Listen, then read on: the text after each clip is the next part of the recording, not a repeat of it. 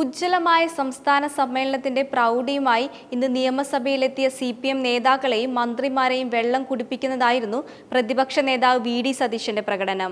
അടിയന്തര പ്രമേയ നോട്ടീസ് പരിഗണിച്ച ശേഷം വാക്കൌട്ട് പ്രസംഗം നടത്തവെയാണ് സതീശൻ ഭരണപക്ഷത്തെ ഒന്നാകെ നിശബ്ദയാക്കിയത്. സാധാരണഗതിയിൽ സതീശൻ പ്രസംഗിക്കുമ്പോൾ ഭരണപക്ഷ പ്രസംഗം തടസ്സപ്പെടുത്താൻ ബഹളമുണ്ടാക്കുന്ന പതിവാണെങ്കിലും ഇന്ന് ഒരക്ഷരം പോലും മിണ്ടാൻ ഭരണപക്ഷത്തിനായില്ല. ക്ഷേമനിധി പെൻഷൻ ആനുകൂല്യങ്ങൾ വർഷങ്ങളായി കുടിശ്ശികയാണെന്നും ചൂണ്ടിക്കാട്ടിയുള്ള അടിയന്തര പ്രമേയ നോട്ടീസിൽ സതീശൻ പ്രസംഗിച്ചത് വിവിധ മന്ത്രിമാർ നിയമസഭയിൽ രേഖാമൂലം നൽകിയ ഉത്തരവുകളുടെയും വിവരങ്ങളുടെയും അടിസ്ഥാനത്തിലായിരുന്നു. ഇതുകാരണം ഭരണപക്ഷത്തിന് സതീശനെ എതിർക്കാനോ പറയുന്നത് വസ്തുതയല്ലെന്ന് പറയാനോ പറ്റിയില്ല. ക്ഷേമനിധി പെൻഷൻ 14 മാസം വരെ കുടിശ്ശികയുണ്ടെന്നും തൊഴിലാളി വർഗ പാർട്ടി എന്ന് അവകാശപ്പെടുന്ന ഈ സർക്കാരിന്റെ മുൻഗണന എന്താണെന്നും സതീശൻ ഭരണപക്ഷത്തോട് വിരൽ ചൂണ്ടി ചോദിച്ചപ്പോൾ മന്ത്രിമാരടക്കം നിശബ്ദമായി പോയി. 31 ക്ഷേമനിധി ബോർഡുകളിൽ 15ഓളം ബോർഡുകൾ ഗുരുതര പ്രതിസന്ധിയിലാണ്. വിവിധ ബോർഡുകൾ പെൻഷൻ കുടിശ്ശികയായി നൽകുന്നത് 2200 കോടി രൂപയാണ്.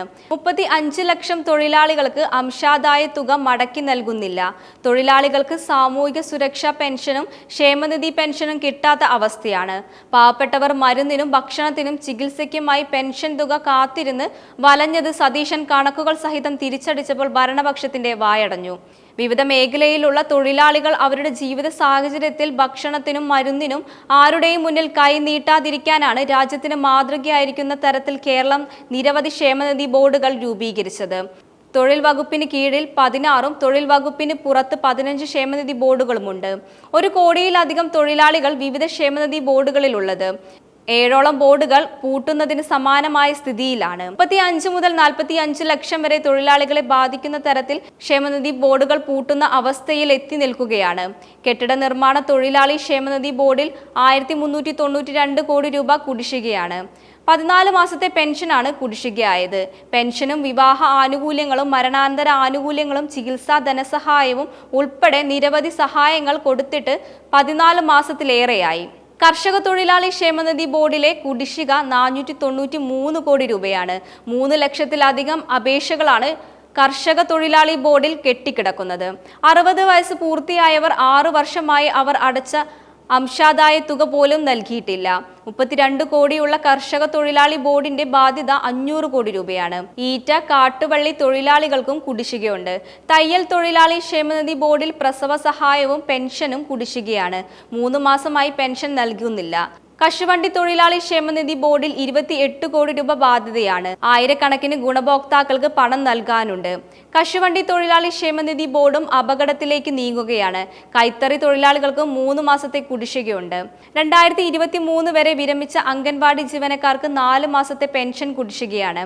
2024 വിരമിച്ചവർക്ക് 10 മാസത്തെ പെൻഷനാണ് കുടിശ്ശികയായത്. ഇത് ആരോഗ്യമന്ത്രി വീണ ജോർജ് നിയമസഭ തന്ന മറുപടിയാണ്. അംഗൻവാടി ജീവനക്കാർക്ക് നയാ പൈസ കൊടുക്കുന്നില്ല. ഖാദി ക്ഷേമനിധി തൊഴിലാളികൾക്ക് നൽകാനുള്ളത് 14.61 കോടി രൂപയാണ് കുടിശ്ശികയായി നൽകാനുള്ളത്. ചുമട്ടു തൊഴിലാളികൾക്ക് ഇത്തവണത്തെ ബജറ്റിൽ തുക വകയിരുത്തിയിട്ട് പോലുമില്ല. ഒറ്റ പെൻഷൻ ആക്കിയതിനാൽ സാമൂഹിക സുരക്ഷാ പെൻഷൻ ഈ തൊഴിലാളികൾക്ക് കിട്ടില്ല. നിലവിൽ സാമൂഹിക സുരക്ഷാ പെൻഷനും ക്ഷേമനിധി പെൻഷനും കിട്ടാത്ത അവസ്ഥയാണ് നിലവിലുള്ളത്. ബീഡി തൊഴിലാളികൾക്കും പെൻഷനില്ല.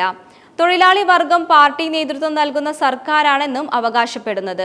എന്നിട്ടും നിങ്ങളുടെ മുൻഗണന എന്താണ്? 35 ലക്ഷം തൊഴിലാളികൾക്ക് അവർ അംശാദായം നൽകിയ തുക പോലും മടക്കി നൽകുന്നില്ല. ക്ഷേമനിധി ബോർഡുകളുടെ പ്രവർത്തന ചെലവും കോടികളാണ്.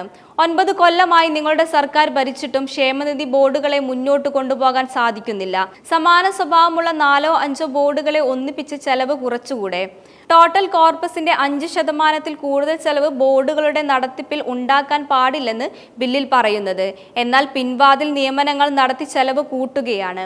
ഒരു അപകട മരണം ഉണ്ടായാൽ പോലും സഹായിക്കാൻ പറ്റാത്ത സ്ഥിതിയിലായിട്ടും ക്ഷേമനിധി ബോർഡുകളുടെ രക്ഷപ്പെടുത്താനുള്ള നടപടി സർക്കാർ സ്വീകരിക്കുന്നില്ല.